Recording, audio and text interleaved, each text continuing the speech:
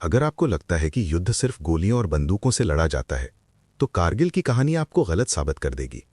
क्योंकि कारगिल में भारत ने सिर्फ दुश्मन से नहीं, बल्कि कुदरत से भी जंग लड़ी थी। 1999 की बात है।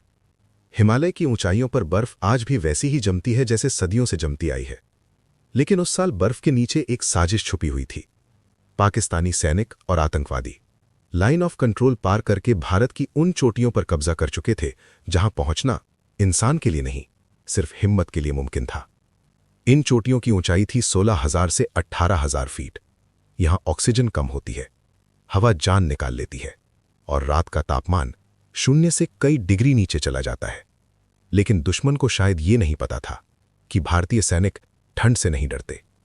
जब भारतीय सेना को इस घुसपैठ की जानकारी मिली, तो एक पल के लिए भी पीछे हटने का सवाल नहीं उठा। सरकार ने ऑपरेशन का नाम रखा ऑपरेशन विजय। नाम छोटा था, लेकिन रास्ता बेहद कठिन। दुश्मन ऊंचाई पर था। नीचे से ऊपर चढ़ते सैनिक सीधे दुश्मन की गोलियों के निशाने पर थे। हर कदम पर मौत खड़ी थी, फिर भी आदेश साफ था, चोटी वापस लेनी है। भारतीय जवान 30-40 किलो का सामान लेकर बर्फ में चढ़ाई कर रहे थे। हथियार, राशन, गोला बारूद और साथ में अपने देश की इज्जत। कई जवानों ने लगातार 48 घंटे तक आंख तक नहीं झपकाई। नींद नहीं, थकान नहीं, बस एक ही सोच, तिरंगा वापस उसी जगह लहराना है।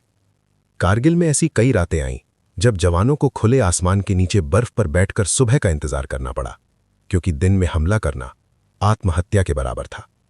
और फिर वो पल आया जब भारतीय सैनिक सीधी चढ़ाई करते हुए दुश्मन की बंकर लाइनों तक पहुंचे। ग्रेनेड, बंदूकें और आमने सामने की लड़ाई। ये कोई फिल्म नहीं थी, ये असली था। हर गोली के साथ किसी मां की सांस अटकती थी, लेकिन हर जवान के दिल में डर से ज्यादा कर्तव्य था। कारगिल में भारत ने अपने 527 वीर सपूत खोए। ये सिर्फ आंकड़ा नहीं है, ये वो नाम है जिन्होंने अपनी आज की सांस छोड़कर हमारा कल सुरक्षित किया। जब आखिरी चोटी पर भारतीय झंडा फहराया गया, तो वो सिर्फ जीत नहीं थी, वो संदेश था। भारत की जमीन पर नजर उठाने की कीमत बहुत भारी पड़ती है। कारगिल युद्ध ने दुनिया को दिखा दिया कि भारतीय सेना सिर्फ हथियारों से नहीं, हौसलों से लड़ती है। आज जब आप आराम से सांस लेते हैं, तो याद रखिए, ये हवा किसी जवान के अधूरे सपनों से होकर आई है। कारगिल एक युद्ध नहीं था, कारगिल एक बलिदान था। और ऐसे बलिदान इतिहास में दर्ज नहीं होते, ये देश की रगों में हमेशा जिंदा रहते हैं।